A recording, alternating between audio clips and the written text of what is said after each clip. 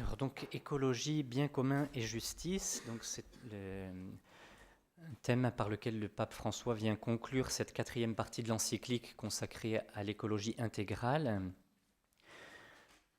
Pour commencer, juste un petit rappel encore sur cette notion d'écologie intégrale qui est si importante et qui est un peu le cœur de l'encyclique et de l'enseignement de l'Église sur la question de l'environnement, parce que justement, elle intègre l'écologie intégrale. Elle veut précisément intégrer l'homme, alors que, paradoxe stupéfiant, en général, l'homme est exclu de l'écologie et des problématiques de l'environnement. C'est Jean-Paul II, le premier, qui avait parlé de l'écologie humaine dans son encyclique sociale Centesimus Annus.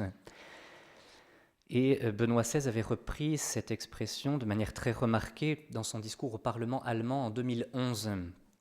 Alors le contexte avait été rendu un peu difficile parce que donc, Benoît XVI avait été invité à s'exprimer devant le Bundestag et un certain nombre de députés, une centaine, essentiellement des Verts et puis aussi des socialistes, avaient choisi de boycotter la visite de Benoît XVI et donc étaient absents. Et Benoît XVI a beaucoup impressionné par un discours magistral sur les fondements de l'état de droit. Et avec beaucoup de finesse, il a évoqué, précisément alors qu'un certain nombre de Verts s'étaient absentés volontairement, il a évoqué la question de l'écologie d'une manière très positive, en disant très finement qu'il abordait cette question sans faire de publicité pour un parti, parce que rien ne lui était plus étranger. Et donc il avait dit ceci: « L'importance de l'écologie est désormais indiscutée. Nous devons écouter le langage de la nature et y répondre avec cohérence. » On reviendra sur cette question de la cohérence. Je voudrais cependant aborder avec force un point qui, aujourd'hui comme hier, est, me semble-t-il, largement négligé. Il existe aussi une écologie de l'homme. L'homme aussi possède une nature qu'il doit respecter et qu'il ne peut manipuler à volonté. C'est exactement ce que viennent de dire frère Benoît, père Bernard. L'homme n'est pas seulement une liberté qui se crée de soi, l'homme ne se crée pas lui-même. Il est esprit et volonté, mais il est aussi nature. Et sa volonté est juste quand il respecte la nature, l'écoute, et quand il s'accepte lui-même pour ce qu'il est, et qu'il accepte qu'il ne s'est pas créé de soi. C'est justement ainsi, et seulement ainsi, que se réalise la véritable liberté humaine. Ça, c'est un peu le cœur justement de l'écologie humaine et de l'écologie intégrale. Alors cette écologie intégrale et humaine, elle a bien sûr des répercussions dans la vie de l'homme en société. Et donc c'est ce qu'évoque le pape François à la fin de ce chapitre sur l'écologie intégrale. Donc on va voir simplement en 2 brèves parties. D'abord écologie et bien commun, et ensuite écologie et justice. Alors qu'est-ce que le bien commun ? Pour la doctrine sociale, c'est une brève définition donnée par Gaudium et Spes. C'est l'ensemble des conditions sociales qui permettent tant au groupe qu'à chacun de leurs membres d'atteindre leur perfection d'une façon plus totale et plus aisée. Donc bien sûr, le bien commun va avoir un lien étroit avec l'écologie, et particulièrement avec l'écologie humaine. Alors, simplement dans ce lien entre écologie et bien commun, on va évoquer 3 points que l'encyclique aborde. Il y en aurait évidemment beaucoup d'autres. Le premier que le pape François évoque au sujet du bien commun, c'est la question de la famille. Le bien commun, dit-il, présuppose le respect de la personne humaine comme telle, avec des droits fondamentaux et inaliénables ordonnés à son développement intégral. Le bien commun exige aussi le bien-être social et le développement des divers groupes intermédiaires, selon le principe de subsidiarité. Parmi ceux-ci, la famille se distingue spécialement comme cellule de base de la société. C'est un rappel qui est important aujourd'hui, puisqu'aujourd'hui des évidences de base ne sont plus des évidences. Et c'est vrai qu'on peut se poser la question, comment peut-on être écologiste et être favorable au mariage pour tous ? C'est une aberration. On reviendra en conclusion sur la question de la cohérence écologique. Il y a là évidemment une contradiction. Les frères Martineau chantent « Papa, maman et les enfants, quoi de plus naturel en somme ?» On pourrait dire « quoi de plus écologique ?» quoi de plus écologique? Voilà. Donc la question de la famille. Une deuxième dimension du bien commun que je mentionne juste parce qu'elle fera l'objet de la deuxième partie, c'est la question de la justice. Et le pape évoque à cet endroit-là le fait que l'injustice crée la violence. C'était la devise du pape Pie XII. Opus Justitiae Pax, la paix est l'œuvre de la justice. À chaque fois qu'on crée ou qu'on accepte l'injustice, on prépare et on suscite de la violence. Et puis donc on y reviendra. Et le troisième point concernant le bien commun, Père Bernard l'a évoqué tout à l'heure, c'est l'option préférentielle pour les pauvres. Donc c'est un point important de la doctrine sociale de l'Église. C'est quelque chose qui tient très à cœur au pape. Et donc il s'agit, dit-il, de considérer avant tout l'immense dignité du pauvre à la lumière des convictions de foi les plus profondes. Et donc ça vient d'une exigence éthique fondamentale. Donc c'est quelque chose qui est à considérer tant sur le plan personnel et local que dans les relations entre les pays. On l'a évoqué un petit peu tout à l'heure. Et donc dans ce domaine aussi, la crise écologique a d'abord un caractère éthique. Et si la crise écologique a d'abord un caractère éthique, ça veut dire que les solutions à apporter à cette crise sont d'abord d'ordre éthique aussi. Deuxième partie, la question de l'écologie et de la justice. Donc on a évoqué la question de la justice qui est nécessaire pour le bien commun. Et dans un premier temps, le pape s'arrête sur la question de la justice entre les générations. Voilà, la notion de bien commun, dit-il, inclut aussi les générations futures. Et c'est vrai que c'est quelque chose, particulièrement dans le domaine de l'écologie, une question qu'on se pose et qu'on entend très souvent. Qu'allons-nous laisser aux générations à venir ? Bon. Alors cette question, dit le pape, n'est pas optionnelle, c'est une question fondamentale de justice, parce que la terre que nous recevons appartient aussi à ceux qui viendront. Encore une fois, l'environnement, comme la nature de l'homme, comme la culture, tout est dans une logique de réception. On disait hier, le pape insiste sur le fait que nous ne sommes pas des propriétaires, nous sommes des intendants, nous recevons et nous allons transmettre. Et donc, voilà, c'est un prêt, dit le pape, un prêt que chaque génération reçoit et doit transmettre à la génération suivante. Une écologie intégrale possède cette vision ample. Alors, justement, cette question qu'on pose souvent, qu'allons-nous laisser aux générations à venir ?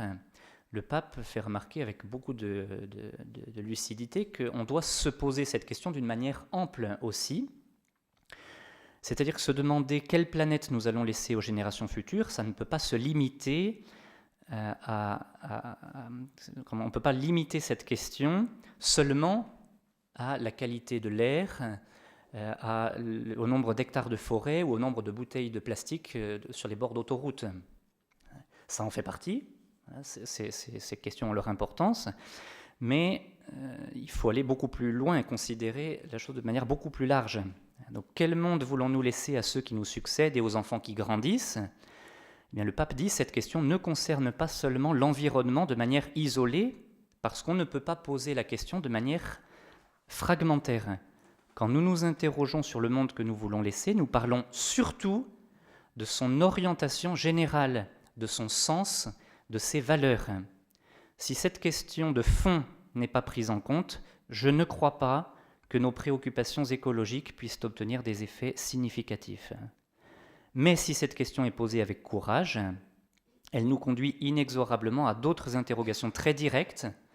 Pourquoi, en deux mots, passons-nous en ce monde ? Pourquoi venons-nous en cette vie ?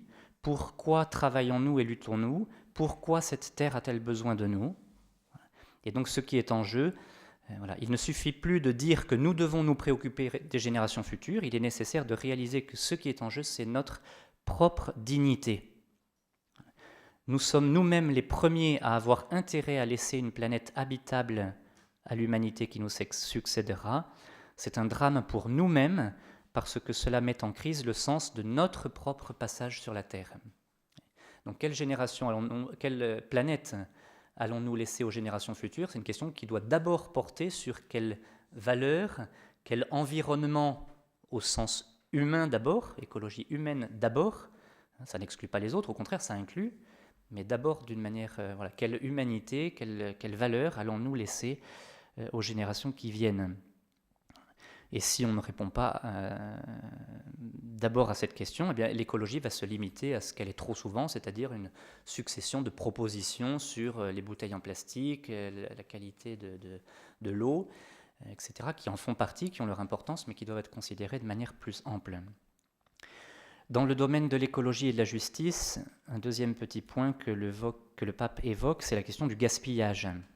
Bon, c'est une réalité que l'on connaît très bien, à laquelle on est de plus en plus sensibilisé, et tant mieux. Donc la FAO, qui est l'Organisation de l'ONU pour l'alimentation et l'agriculture, a publié récemment des chiffres effrayants en disant notamment qu'un quart de la nourriture gaspillée dans le monde pourrait permettre de nourrir les 842 millions de personnes sous-alimentées sur Terre. Un quart de ce qu'on jette suffirait à nourrir tous ceux qui sont... voilà. Chaque Français jette en moyenne 20 à 30 kilos de nourriture par an, ce qui représente pour la France une somme de 12 à 20 milliards d'euros chaque année. Alors on peut quand même saluer le fait que, même si c'est encore insuffisant, il y a quand même une prise de conscience croissante de ce phénomène et une lutte qui commence à être quand même mise en route contre le gaspillage. On peut souligner que l'Assemblée nationale en France, le 9 décembre dernier, donc il y a 2 mois et demi, a voté en première lecture une loi qui interdit, alors que jusqu'à présent ils y étaient obligés, qui interdit les supermarchés, les grandes surfaces, à rendre inconsommable la nourriture périmée, de sorte qu'elle puisse être récupérée, et qui oblige toutes les grandes surfaces de plus de 400 mètres carrés à se mettre en lien avec des associations pour permettre que cette nourriture soit redistribuée.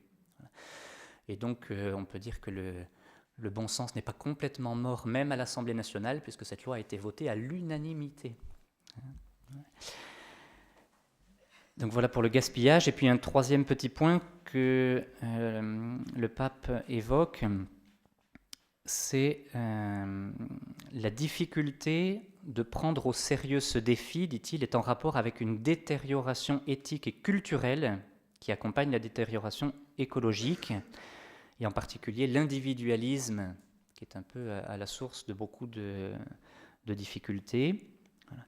Et il dit qu'il est important, et beaucoup de problèmes sociaux sont liés à la vision égoïste actuelle, axée sur l'immédiateté, liée aussi aux crises des liens familiaux et sociaux.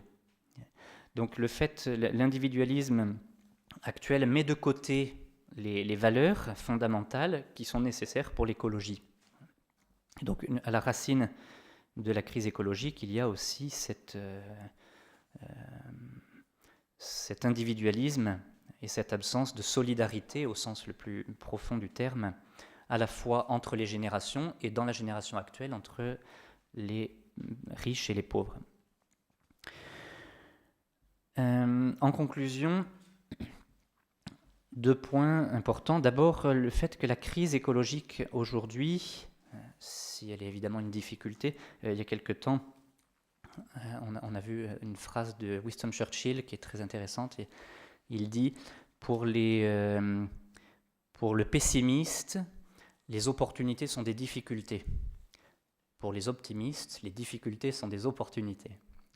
Donc une opportunité de la crise écologique actuelle pour les chrétiens, c'est de pouvoir montrer dans ce domaine, qui touche tout le monde quand même, de pouvoir montrer l'adéquation de notre foi et de nos convictions avec la nature des choses et avec la réalité. Et ça nous aide, en quelque sorte, cette crise de l'écologie, à nous placer sur un plan rationnel, accessible à tous. Voilà, on peut dire que l'écologie peut être un lieu privilégié pour montrer la cohérence de la foi chrétienne avec la nature, avec le logos, donc la raison, le sens qui est à l'origine de cette nature. Sur cette question justement de cohérence, le mot était employé par Benoît XVI en Allemagne, je mentionne un débat qui avait été fait dans Famille chrétienne en mai 2015 entre Tugdual Derville et Nicolas Hulot. Et il y a des passages extrêmement intéressants, si vous avez l'occasion de le retrouver. Je vous cite un petit point de ce que disait Tugdual d'Herville. « Beaucoup de chrétiens sont ainsi frappés par l'incohérence du mouvement politique qui porte les problématiques environnementales. Ils se disent « Pourquoi un parti qui lutte contre les OGM ne conteste-t-il pas les organismes humains génétiquement modifiés ? Comment une société peut-elle protéger ce qui entoure l'homme sans protéger l'homme ? Les lanceurs d'alerte de l'écologie nous ont fait comprendre, ça c'est une image intéressante, on nous fait comprendre qu'en dénaturant la planète, on est en train de scier la branche sur laquelle nous sommes assis. Mais je pense que nous sommes en train surtout de scier l'homme lui-même. Et donc s'il est légitime, dit-il, de se demander quelle planète nous allons léguer à l'humanité, il faut désormais se demander quelle humanité nous allons léguer à la planète.